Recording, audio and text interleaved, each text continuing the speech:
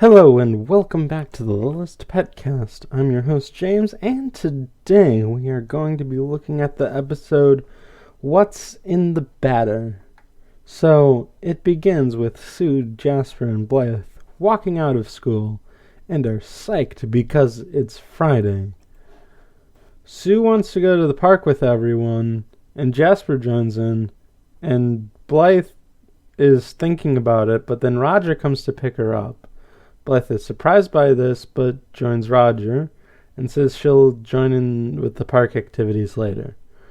Blythe gets in the car and says that she thought he wasn't going to get home until later tonight. But Roger clarifies that he means in the Eastern Hemisphere, an hour ago from here. So that makes sense depending on what part of the Eastern Hemisphere he's coming from. Like, if he's coming from, like, the more western parts of the Eastern Hemisphere, that would make sense. But if he's coming from more of the eastern parts of the Eastern Hemisphere, then it would be more like 5 in the morning rather than really late at night, which is when some people begin their day. So, I mean, I guess both are technically true, but we're getting off topic. Roger says that he got Blythe a present. Blythe says it's not her birthday, and Roger says to that, true dat. Oh boy. You know, I love you, Roger. I just love you, Roger. So, he gives Blythe a case, and she opens it. And it turns out to be a candy necklace, and she's not entirely thrilled about this. Roger says he used to give these to her all the time, and Blythe says, when I was 7, and she's still a bit disappointed in the gift. Roger says, gotcha, and gives Blythe a real present. He hands her another case, and Blythe opens it to find a butterfly necklace. Blythe is excited about this because this is one of her own designs. Roger says he took it to a jeweler and had it made, which must have cost a good amount, but I mean it's all worth it because it's a really cool necklace. I mean I don't like necklaces that much, but I mean, I like them aesthetically, I just don't like wearing them. And it's not because I'm a guy, it's just that I have this, thing where I don't like things around my neck. Oh, shoot. Hold on. Blythe gives Roger a hug from the back seat. And, Roger asks if he can have the candy necklace. And Blythe lets him have the candy necklace, and he starts eating it. And this whole moment is just really sweet. Oh God. I love Roger. I love you, Roger. You are a good dad, Roger Baxter. Hashtag Roger for Dream Daddy too. Anyway. No, not anyway. Roger's just so wholesome. It's hard not to like him. I know I keep bragging about how good a character Roger is. But, I always just liked him because he's a lot goofy versus, him being, an actual dad. I liked him for that, but it's really in doing this podcast that I can like him more for being an actual dad. Because, he is a really good dad. And I just can't fault him for that. But I also like his goofy spirit. And, the fact that he wanted the candy necklace on top of this whole surprise trickery that gets Blythe especially excited for her gift, which is one of her own designs in jewelry form is just amazing. I don't know what it is. I just like these moments. So anyway, the opening happens, and then from here on, some parts of this episode are hard to take notes for, so my notes might be a bit limited, but it is hard to follow as well. So, that's a sign for things to come. So, the Biskits are in their limo, complaining about how long the weeks feel, that they feel like they deserve a treat for making it through till Friday. So, in their hands, they have cups of coffee, which brings me to the weird age question I have again. Like, I think they are in middle school, because, like Blythe always sits in the back. She's not tall enough to ride in the front. But then that begs the question, why are these middle schoolers drinking coffee? I don't think middle schoolers should be drinking coffee. I don't think it's good for their, systems. It's just... But on the other hand, if they're high schoolers, which, they go to a high school, middle school, and it's entirely possible, then they can drink coffee, but then they're too short to be high schoolers. There are some short high schoolers, but I don't think, that they're just short high schoolers. I think they're, still growing middle schoolers. It's insanely hard to put an age to any of these characters. And that's kind of weird. But, anyway, so they go and stop at Sweet Delights, which, why? Maybe they didn't know, but why would they be in this part of the neighborhood in the first place? Although, why were they in the neighborhood in the first place in the first episode, now that I'm thinking about it, to, weirdly greet Blythe? Maybe they somehow don't have control over their teleporting powers, and they just end up at places at random sometimes. And the first episode in this is one of those times. But, when they see, a friend of Blythe's, why didn't they just turn around?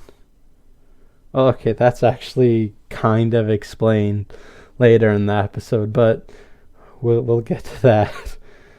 Anyway, Youngmee welcomes them in stiltedly, and they go off on her, asking for time to look around, and Youngmee gives them the time to look around, but then they say they want to buy the whole store.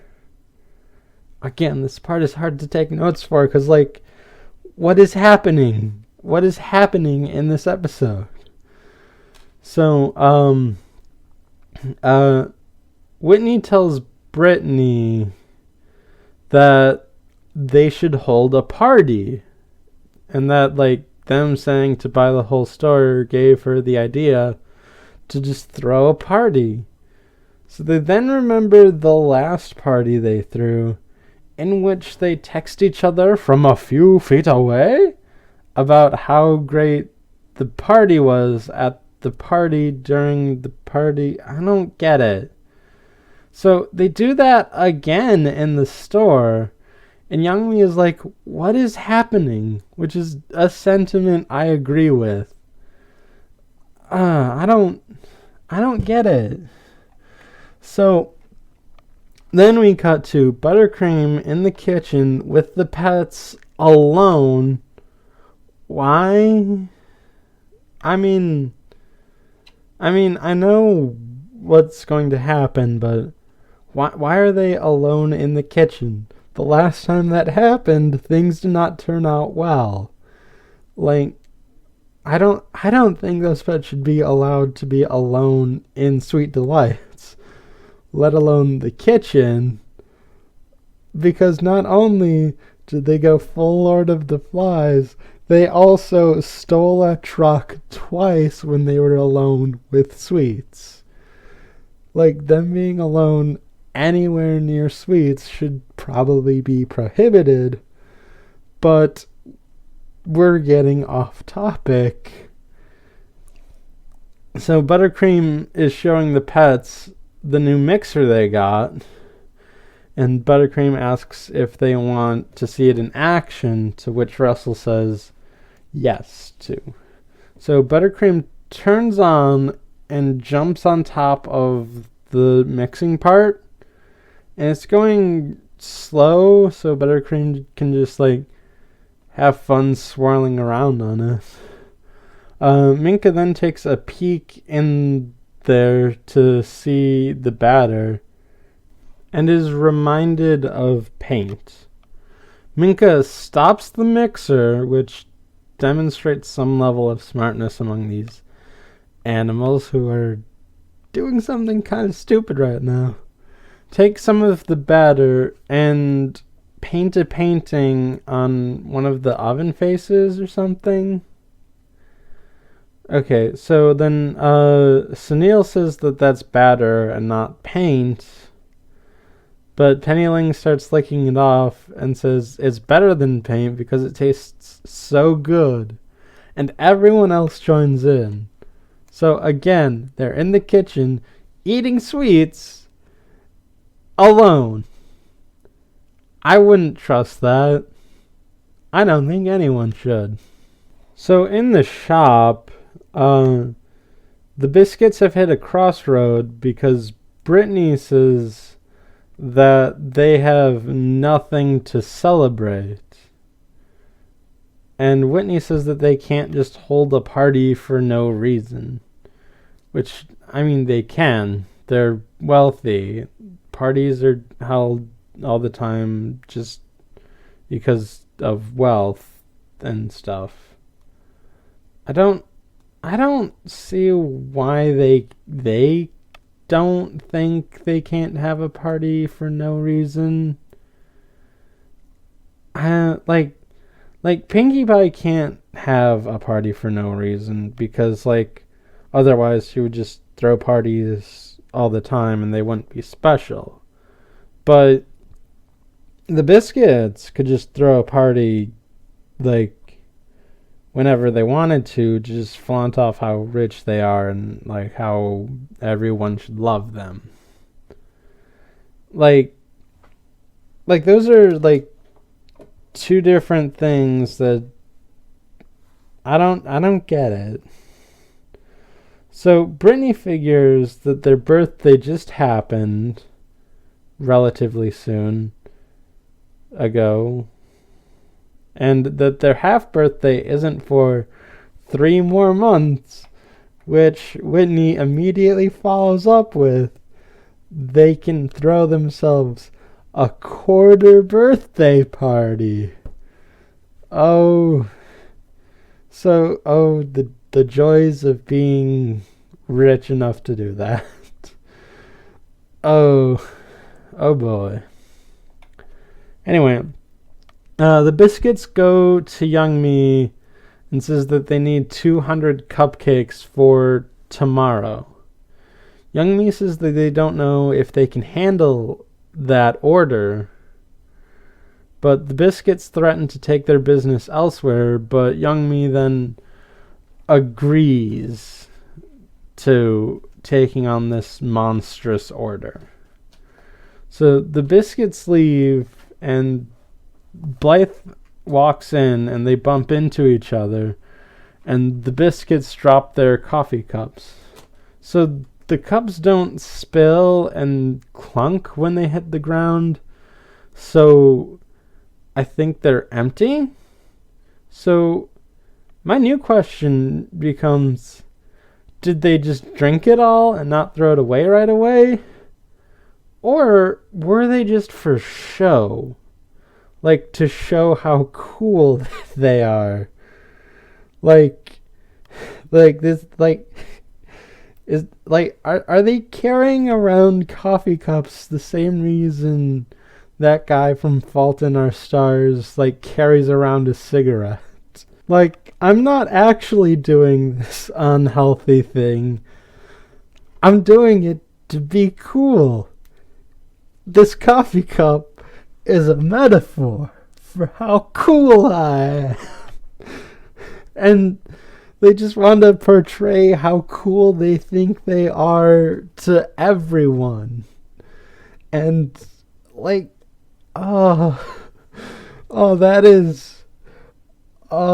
that would, I choose to believe that part. So, because it so fits within their characters to just, prove to everyone that they're super cool. Look at me, I'm drinking coffee in middle school. How cool am I? So Blythe tries to apologize for bumping into the Biskits, but the Biskits are being unreasonable and yelling at Blythe again, and the pets give the Biskits the stink eye, because they came out and are looking at this, and they're not having any of it. So the Biskits then use bumping into them as an excuse to uninvite Blythe. Wow, the Biskits need some form of reasoning to do anything petty. Throw a party. We need to have a reason. I know, let's celebrate our quarter birthday. Let's uninvite this person that we don't like at all. That's convenient that they just bumped into us. How rude of them. This episode just underlines how terrible the Biskits are, and I'm loving it. I am just loving it. So, Blythe kind of just brushes it off, but the Biskits outside discuss how Blythe wasn't crushed by their uninvite, and they come to the conclusion that she's hiding her pain, which, how stupid are they? You don't like Blythe, and Blythe doesn't like you either. Why would she be, crushed by being uninvited? I think that plays into something I'm going to discuss later, actually, but for now, it just seems stupid. So, they get in their limo and decide to uninvite some other people. Now, saying that there's a limo here would make you think that they didn't teleport here, that they came here intentionally. But I like to believe that they took the limo with them. That's how wild and uncontrollable their powers can get at some point. Omega level evil Biskit twins theory for life. I need to come up with a better term for that. So anyway, the pets are furious with the Biskits because, they're terrible and everyone should be furious with them. And Sunil offers to hunt them down like the pets are an angry mob getting a monster. But then everyone looks at Sunil, and Sunil says that he should cut down on the late night monster movies, which the pets agree with, because saying they should be hunted down by an angry mob might be a little too much.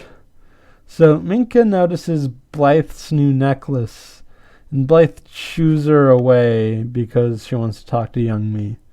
Blythe then shows her new necklace to Youngmee, and Youngmee is excited for it, and Blythe explains how her dad had it made. Minka peeks out of the corner and wants it because it's shiny, and Blythe shoos her away again.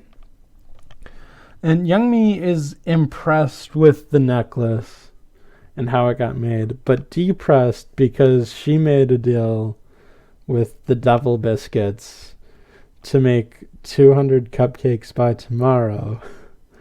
Which, is that how Cuphead 2 is going to go about?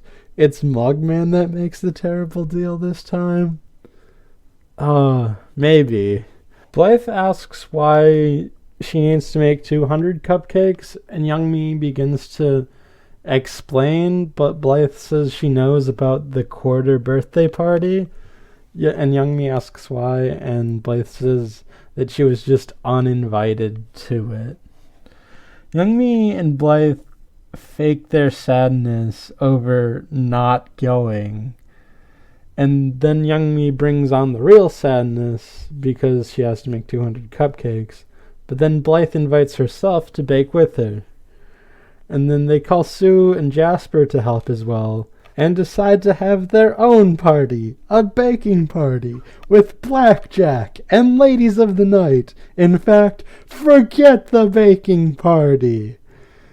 And then Sue and Jasper come in, and then there's a montage of the four of them just baking and having fun, set to an instrumental of the Sweet Shop from Topped with Buttercream.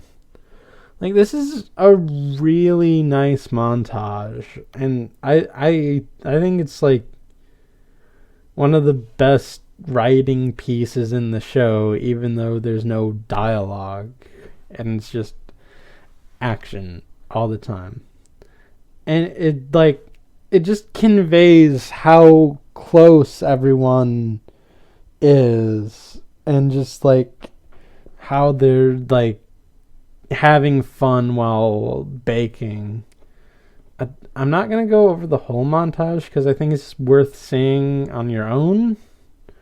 But highlights include Blythe and Sue putting frosting mustaches on each other, and Jasper putting a frosting beard on himself.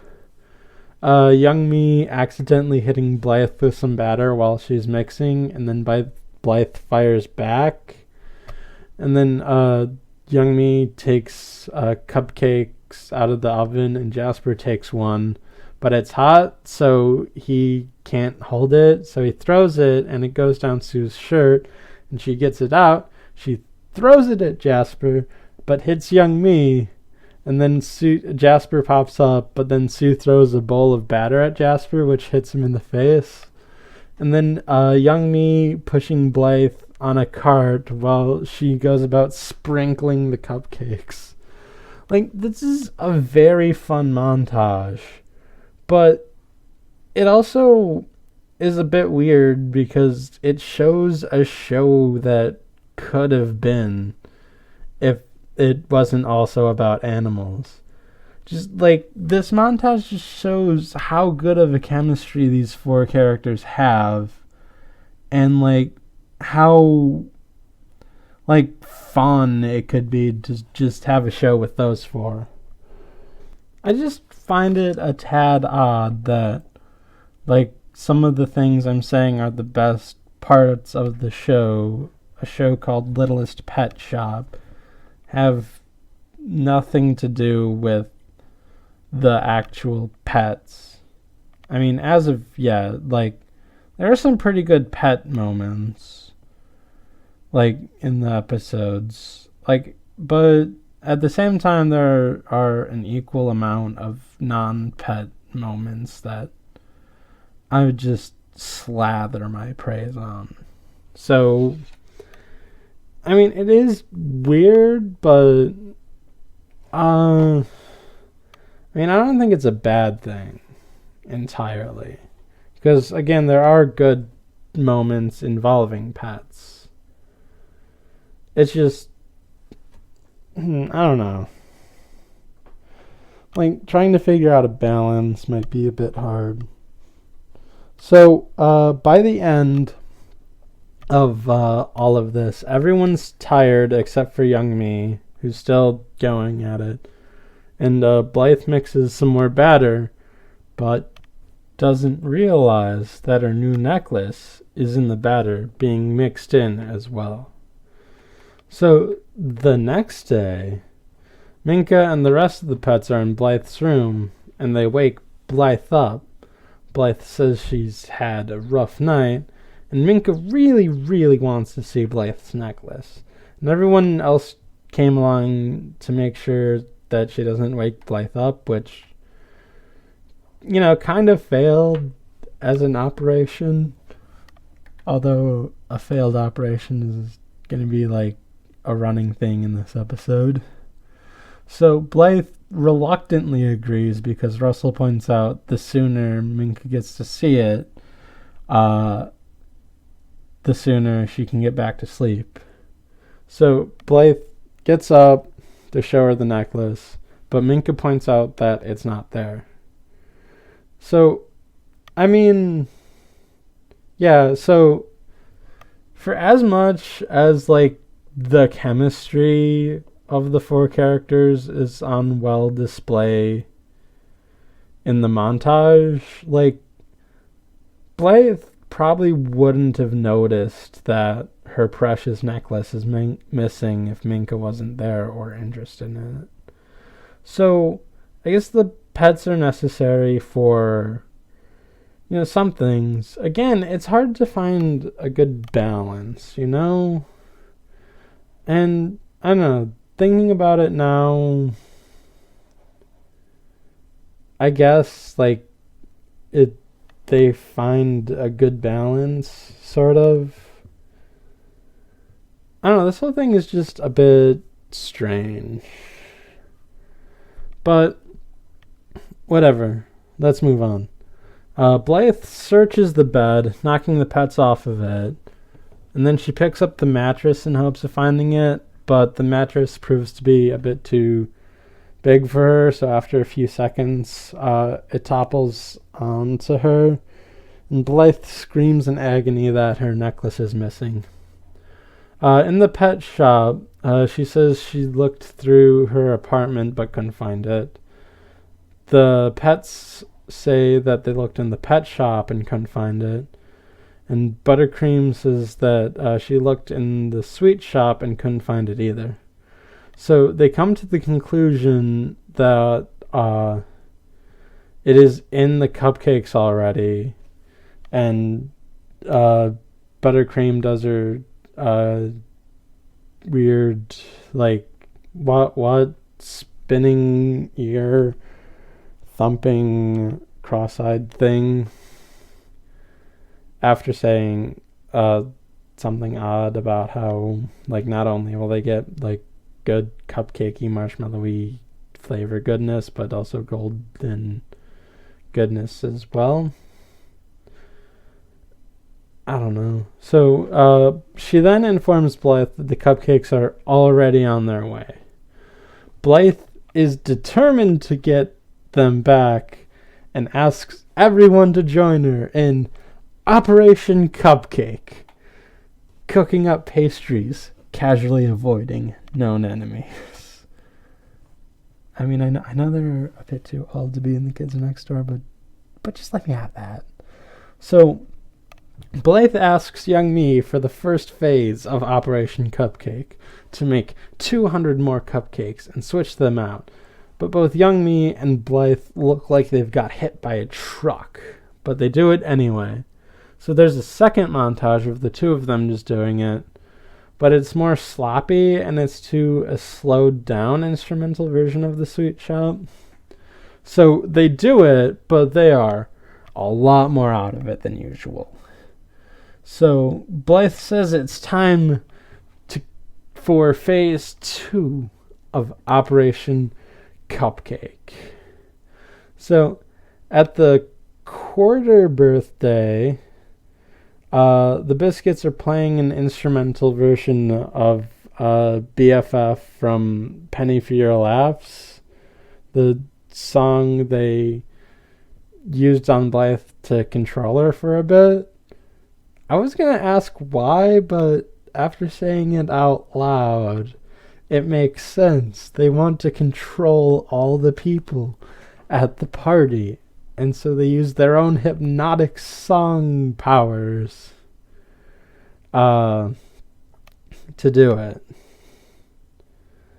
Anyway, so they also have a banner that has like 1/4 on it, which, oh, that's a nice detail. I love whoever put that in there, because that is a good detail. And again, underlines how kind of terrible they are. So Whitney and Brittany text each other the same thing again, and they decide to split the cupcake they have in front of them, only to find Blythe's necklace.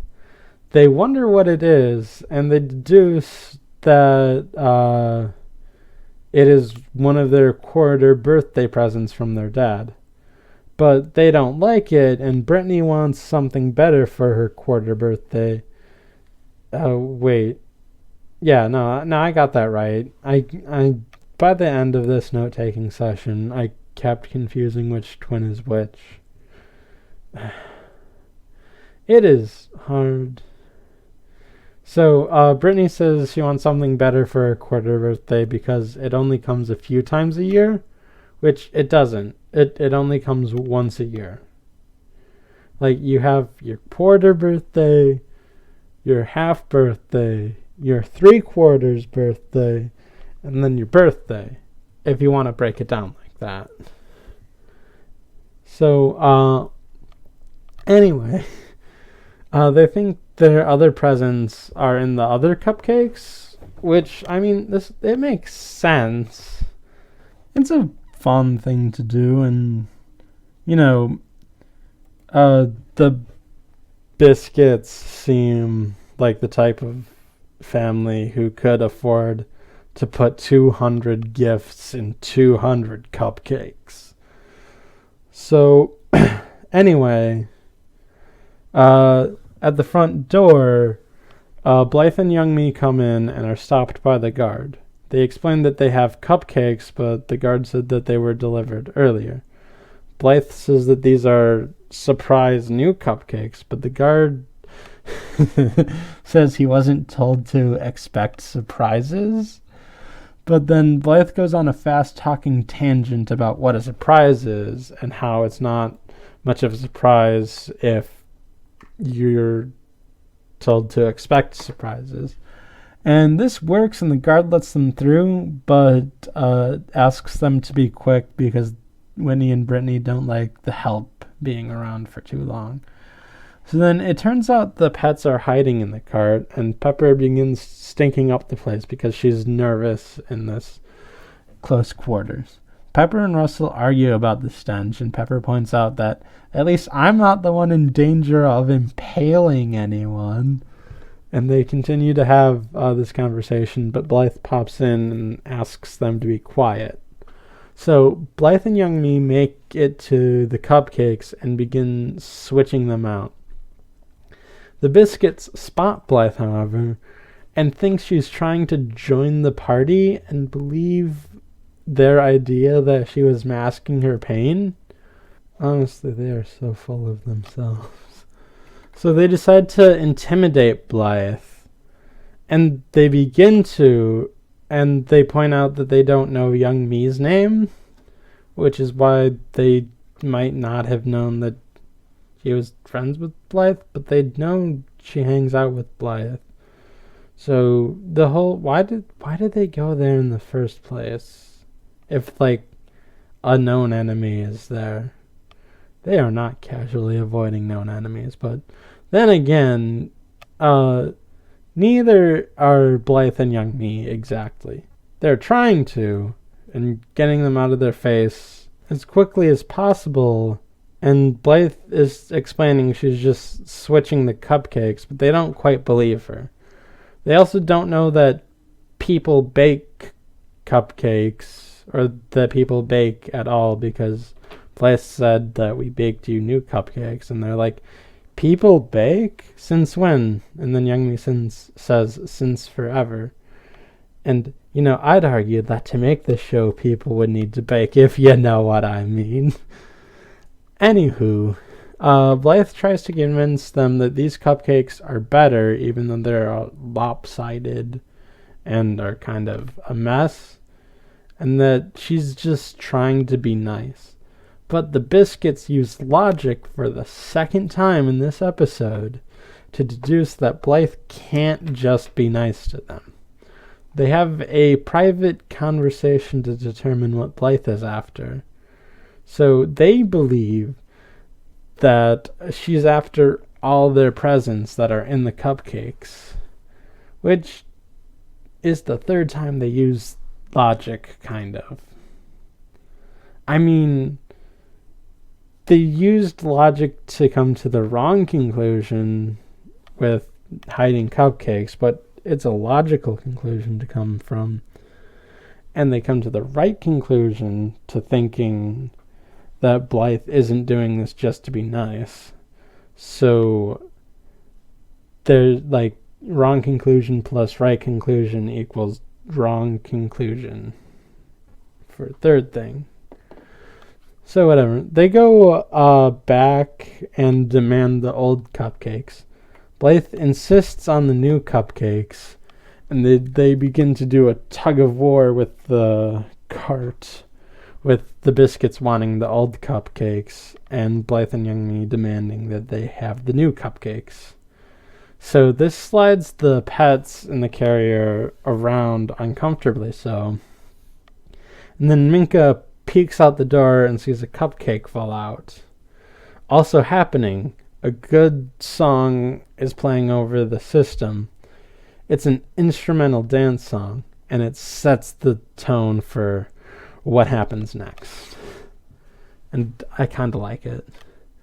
Anyway, Minka wants the cupcake because it's shiny and goes after it. A guest kicks the cupcake and Minka continues to go after it. The rest of the pets try to go get Minka before she is discovered. Minka continues going after the cupcake, but it keeps getting kicked around. Eventually, it lands on the music table, and Minka goes for it, but lands on a record, and begins running on it, only making the song faster, which the guests are into. And I want to stop my rhythm for what's happening to just point out, why do they have a record player? If, like, they're rich, why don't they just put on, like, a computer with their playlist? Like, I mean, are they trying to be cool again by saying, oh, look, we have a record player, even though we don't know what it is, because it was like a gazillion years before our time. Then again, we're having our quarter birthday, so time moves a bit faster, so a gazillion might not be a gazillion. But my other theory, which I think is a bit more true, is that the music has to be live, and both of them have to be present for their music powers to work. So, I mean, both aren't mutually exclusive, so maybe that's it. So then, the rest of the pets are searching for Minka, but then Vinny starts losing himself in the beat of the song and starts dancing. Zoe is also enjoying the song, but determines that they need a singer. She begins to sing, but a scream is heard. Zoe wonders if that came out of her, but it turns out it was a guest who spotted them. And then Zoe says, they must be screaming about you because I'm a cute little puppy dog. Classic Zoe. Anyway, The rest of the guests start panicking because of the sudden appearance of animals, and they start causing chaos. The guard tries to calm things down, but gets pushed into a pool with an actual shark in it. Like, it's a little shark, so it's not in danger of being eaten whole, but it's still a shark. Why is everyone okay with a pool with a shark in it, but not these random, less threatening pets just appearing? So the Biskits then notice the chaos and decide that if anyone's gonna scream, it'll be them, and they start screaming. Blythe and Youngmee take this opportunity to switch out the cupcakes, but the guard is out of the pool now, and his nose is being bit by the tiny, tiny shark. Anyway, he runs over and knocks into the cupcakes, which knocks the whole thing over. So they can't tell the difference anymore between the old cupcakes and the new cupcakes. And Buttercream comes up with the idea to just smash them all to find Blythe's necklace. So they begin smashing them all, and Vinny goes Godzilla again to smash the cupcakes. He causes some cupcake to hit a guest, which starts a food fight between guests. The guard gets the shark off, and the shark lands in the punch bowl. But before he can restore order, a bigger fish used for serving lands on his head and encases his head. So the Biskits demand everyone stop, but then two guests just pour 2 bowls of mac and cheese on their heads. So my question in all of this is, why did they need to go to Sweet Delights at all to cater this if they have all of this other food available? Like, maybe they, got other caterers, but I mean, yeah, maybe they got other caterers. I guess I just answered my own question. So, I mean, if they didn't, why? Then why? I guess, they teleported there and thought it would be too awkward to just leave. But, whatever. So, they decide to punish Blythe for ruining their quarter birthday party and pick up 2 French loaves to beat her with.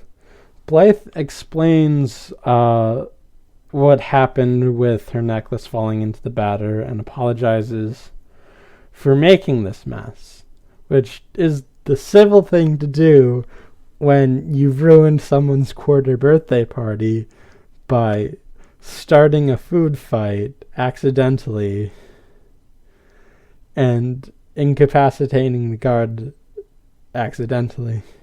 So Whitney pulls out Blythe's necklace and says she thought it was from their dad and that they don't like the necklace and think, why would their dad get something so hideous? But everyone on Blythe's side is mad, and Minka goes into a fury and jumps on the chandelier and then jumps on Brittany and takes it away from her. Dang it. I meant Whitney. I told you this was hard. Whatever. Blythe then thanks Minka for getting the necklace back. Then the Biskits say, "You don't need to sick your monkey on us. Yeah, we were happy to give you back that piece of junk." Sunil then walks over and kicks Whitney. Oh, shoot, I meant Brittany. Whitney pulled out the necklace. Criminy! I know, twins are usually hard to keep track of, but it's not impossible. Except, in this instance, because they're, basically the same awful person. Yeah,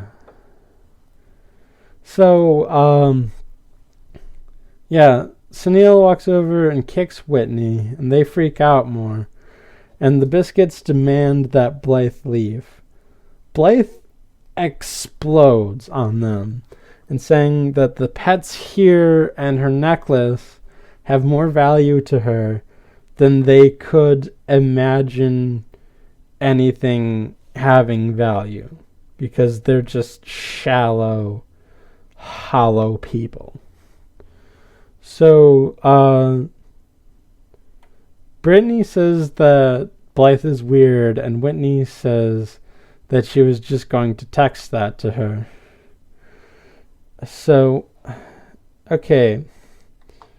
At this point, I'd like to compare and contrast something. So, a while ago, Cat Icarus had this episode talking about Casper, a spirit at the beginning. And one part that Cat Icarus found infuriating is that Chris shouldn't be bullied because he's outgoing and knows how to stick up for himself. But he's bullied anyway because the movie needs bullies for some reason. But in this case, like, Blythe is also, like, outgoing, willing to stick up for herself and her friends, and just, like, a fierce and independent person, but gets bullied by the Biskits anyway. But it makes sense because the Biskits want to control everyone and make them think and do exactly what they want at any given time, like a bunch of robots. But Blythe is a rebel in all of this. Maybe like a rebel to that whole Bratz thing I went off about in Penny for Your Laughs. Because, like, Blythe, yeah, Blythe's character actually does something I really like, which is, like, she's, like, distinctly feminine. She's, like, fashion forward. She's not the best when it comes to feats of strength, but, like, she's also not afraid to be, like, herself, and, like, does stuff that's, like, traditionally unfeminine without going the whole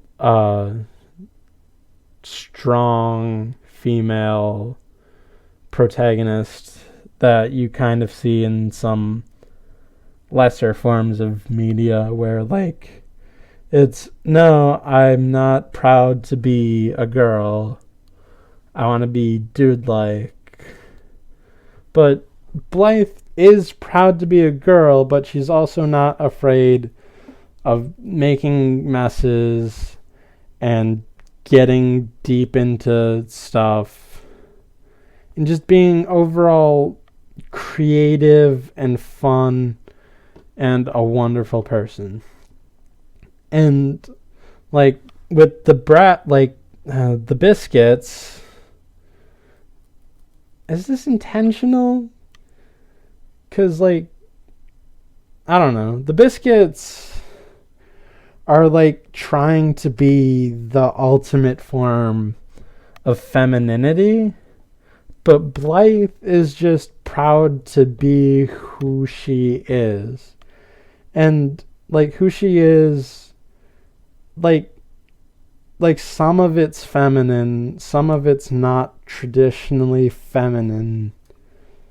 And I don't know. I like all of that. Like that weird gender politics rant I went on, like, a few episodes ago.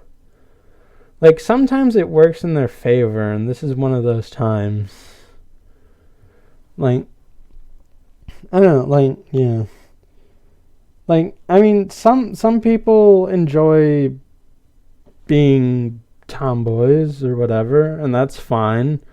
And some people like being, girly, and that's also fine. But, like, the Biskits want them to conform to their standards, and that's not fine. And, wow, just talking about this makes me realize a lot more, because, like, Sue is just athletic, energetic kind of thing, And, like, that really freaked her out in Penny for Your Laughs, where, like, she was trying to be more like Blythe, and Blythe didn't want that. There's, I am discovering a lot by just talking about all of this. Where am I? Oh, geez.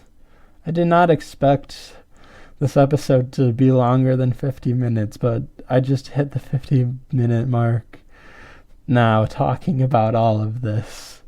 But it's worth talking about, I think. Holy guacamole. So, I think I'm done for this for now. But I don't know. I might come back to this rant later. So anyway, Blythe and Youngmee are relaxing in Blythe's room and thankful that this day is over. But then Jasper and Sue come over to bake a cake to celebrate their half-year anniversary of when they first met Blythe, I think. Which means that if it was at the beginning of the school year in September, this episode takes place in March, which means the Biskits would have been born in December. So the episode ends with Sue and Jasper chanting cake, cake, cake, while Blythe and Youngmee are exhausted still. So overall, this episode, like, I thought this episode was just confusing, but then talking through it, I realized how weird and fun this episode is. And I just love it even more now that I'm talking about it. Like, last episode, I said, like, that episode was the most changed I've felt.